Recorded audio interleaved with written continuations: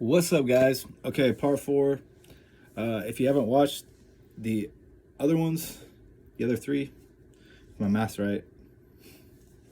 Just kidding. Yeah, other three. All right, sorry guys. I mean, you either think I'm funny or you don't, but I mean, come on, that was pretty good. Um, yeah. So at this point, I'm actively being pursued and followed, and I think there's a logical reason behind this. But this is just a starting point. So obviously this can be explained like, oh, I pissed the wrong person off, but this is where everything started happening and it didn't stop, you know? So I don't think this dude was that powerful to be able to, ruin my life and cause me a bunch of torment just from taking a couple things from a backpack. So anyways, so I'm getting followed. I like sprint up to this hospital. I'm hiding for a little bit. The cars are everywhere. I'm freaked out. I'm like, dude, they're gonna get me. And it's like the fear is just crippling, and that's why I realized the fear in gangstalking is so powerful because it puts all the power in their hand. Like pretty soon all they have to do is like have someone stand a little bit too close to you and you're immediately triggered into this fearful state. So just think about that, how often they use fear when this is going on. So I'm not trying to get preachy, I'm trying to tell a story. So let me focus in. I'm like, I gotta go into the hospital. They're gonna get me. It'll be safe in there. So I go in there, and there's one other person in the lobby. I go in there, and so at first they don't really bug me. I'm just like in the waiting room, right? It's kind of like a small ER.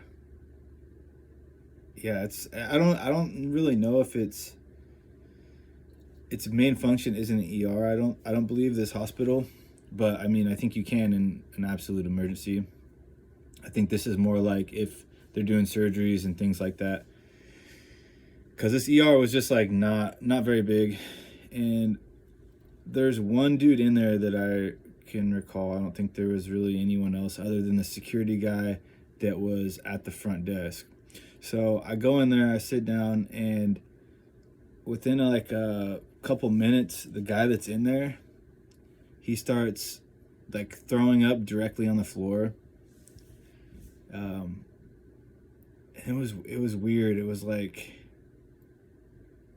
he could have, threw up in the garbage or anything, but he threw up on the floor. And then so the security guy's like, man, come on, man. Like he's mad about it, right? Because he probably has to clean it up. And so he goes and like the security guy leaves. And so it's just me and this dude. And then like after the security guard leaves, like the guy like looks at me and he's like smiling and just looking at me all crazy. I'm like, what the heck? Like, that whole deal when you when it's like, oh, is this person one of them? Like they got me in this hospital and now this dude's freaking fake throwing up and got me alone. Like I'm just like, oh my gosh. So eventually, I'm in there for a bit after like they clean this stuff up. They're like talking to me, and I have like no real reason to be in there other than I'm freaked out, And so they're at some point they're like, you either got to check in or you got to leave. And I'm like, and what's crazy about this is I kind of told them a little bit what was going on. I'm like, I'm getting followed around, like these cars are chasing me. And then I was even at one point I described the car, and then it freaking pulls up.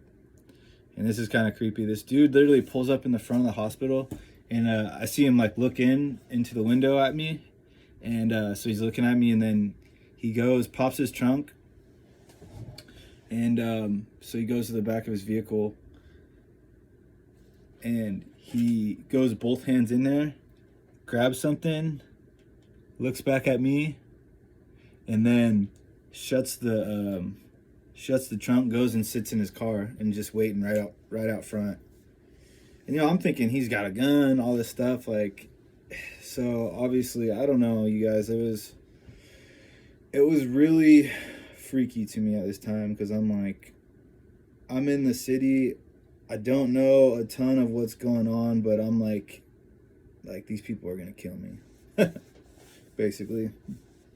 Like death became in my face almost, and so I was like, I'm like asking them to call the police for me, and they're like, just the vibe I got from them was just so like, no help at all. They were like, we're not calling the police. They're not gonna help you. And I'm like, how can you say you won't call the police? Like I'm asking you to call the police and you won't call them.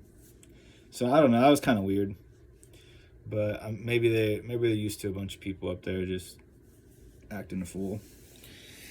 So eventually they like tell me I pretty much have to leave or check in, and I don't want to check in, so I gotta leave. So I go out.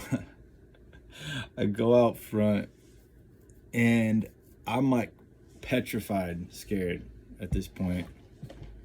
I like won't even really leave the stoop. Like I'm just under this light that's like, I'm scared to go anywhere because these cars are still around. And at one point I look over and there's this guy, he's walking like towards me, but he's walking and he's trying to like sneak around. And then I notice he's like, I saw him and then something else catches my attention and I look back and then I'm like, where'd he go?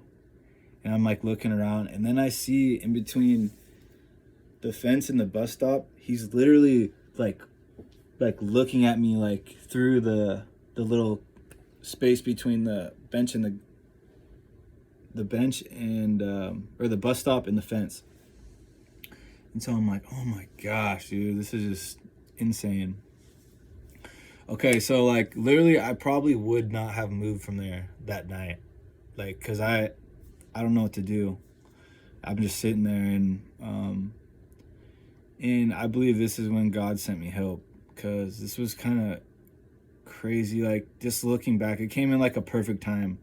And just okay, so I'll just tell the story. Like I think either this was an angel or this was just someone that God used to like pull me out of that state of just like complete fear. Because like I noticed this guy, and it's late at this point, it's like midnight, maybe 1, 2, I don't even know. It's around midnight, if not a little bit later. Because like this whole process like took a couple hours of me just being in complete fear. I don't even know how long I was at the hospital, but it was a long time. Like I said, I was pretty much like growing roots there. I'm not leaving. I'm too freaked out to leave. So I see this guy and I'm pretty much like almost on the corner of this road, and this guy's walking across a crosswalk, right? And my guard's up, so I'm just like checking out everyone. And I notice this guy is just like dressed so like differently. Like he had this like umbrella deal that he was like kind of like swinging, and it kind of looked like a rifle a little bit. I don't know. It was like a really weird shape of an umbrella, and he had like a weird top hat thing. He reminded me of like Willy Wonka almost, and it was just like totally caught my attention. And like the dude like looks at me and then walks right over to me, and so like I was suspicious of this guy at first because all this stuff is going on, but like almost immediately, this guy is just, he was like zany and very like I don't know, he was cool. Like he was just like a really positive vibe that I really needed at that time, right? Because I'm just freaked out. Like he's like, "What's up, man? What are you doing?" And I was like, "Oh man, it's been a crazy night, right?" And I was just telling him like I think people are coming to get me, and all this stuff. And what was weird about this, so he's talking to me and he's like, I wish I could remember the statement he said. I can't remember what he said, but he was like, oh yeah, well, it was like a motto he had. And what was crazy is like, as he said this is like something out of a movie right here. He's like, yeah, well, I think it's like this. And he said something, and he like, somehow his hat shifts over, and this little foam thing came out from his hat and hair, and it goes, pops open, and like literally he just catches it like this, and it had the phrase he just said, like this is like some Willy Wonka stuff, you know what I mean? And it was like his motto that he lived by. He's like, I think it's like this. I wish I could remember what he said, but he did some little thing in this thing, like a little magician, dude, and it just pops out, and he catches it, and he's just like smiling at me. And it was like, it was so out of the blue, and I don't know, I just feel like it was really strange, like now looking back, like just in the middle of the night, and this freaking cartoon character just comes over joking, like he was like a jester almost, you know, but like in a good way, not in like a creepy way. He's just like a really like nice, kind person. Which I don't know why he's walking around this area. It was like a drug area, like, and so it all kind of plays into, like, I think this was some help that God gave me, you know, in the form of an angel or just a person, because we never spoke about God, but just it's what I needed at that time, you know, because he's like, so what are you doing out here? You know, like I was basically like, I told him I was like too freaked out to leave, and he's like, it was funny. He's like, man, screw them. He's like, let's go. He's like, they're not gonna do nothing. And it was funny because like I'm just like, I don't know. I just had peace with leaving. Then at that point, I'm like, yeah, all right, let's go. So I end up walking around downtown with this dude. He was like, he knew all about the city, and he was like showing me stuff and like just talking to me. And then he's like, he's asking about me and my story and stuff. He's like, you're actually really cool. What what are you doing? What are you doing out here? And I was like, I told him that I was like hooked on drugs and all this stuff. And what's crazy is, I think I asked him, I was like, you should add me to Facebook, you know? And he's like, okay, yeah, I'll add you. And then, so he said he added me, right? He's like, okay, I got you, I added you. And later on, I'd never had anything from this dude. So that's another weird piece of the story. But at one point, he's like, yeah, he's like, a year down the road, he's like, we're going to be laughing about this. We're going to be laughing about this whole experience, and, you know, things are going to change for you and stuff. And like, you know, you're going to make it out of here. And like, so I don't know. I mean, it was all just like, and that was hard to believe for me at the time. You know, it was, because I wasn't in a good space. Like I was at the worst point in my life. And, you know, honestly, within a year, yeah, I was doing a lot better. And, I was off the street, I was off drugs, I was,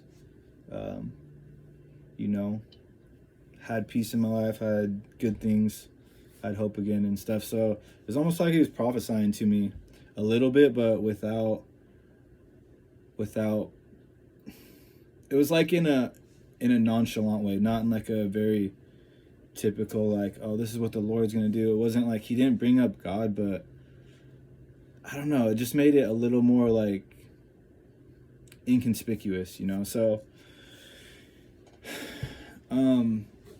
so I ended up, I'm out with this guy all night, and like I had a really like normal good time with this guy. He was showing me around, and in the morning, it was like getting to be morning, excuse me, and the dude was like, hey, I know this breakfast spot. He's like, we can go there, we can get some food. It was like everything, he didn't have no money on him or anything, but he like knew all these ways that we could get, just like, you know, survive. And it was so strange, right? But praise God, that's what I needed. So he's like telling me, hey, we'll go to this breakfast spot, but it was like I had this thing pulling at me right now. I'm like, okay, I have to go back to the block, because I'm gonna be getting sick here pretty soon, you know.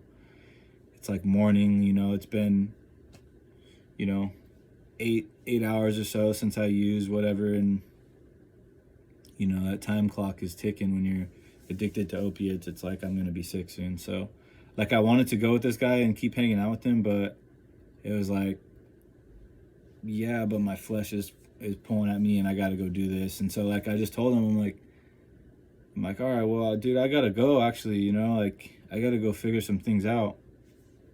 And I don't think I told him like I need to go get some drugs, but it was like that's what was on my mind. I need to go back and try to make some money and do something like. And he's like, oh yeah, he's like, okay, yeah, no problem. He's like, well, I'll see you later, you know. And I left, and then I went right back to, you know,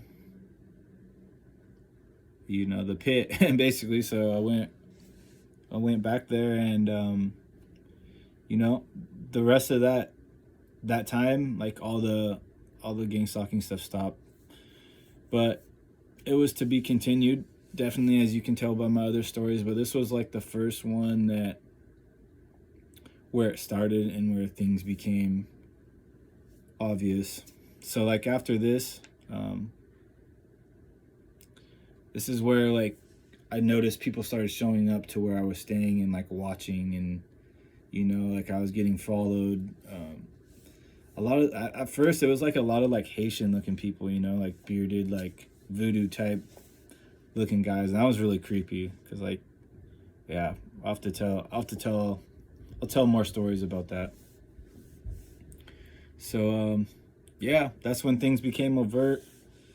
That was like my first night where I can look back and be like, that's when I can notice like the stalking started. So let me know what you guys think. I'll see you on one down the road.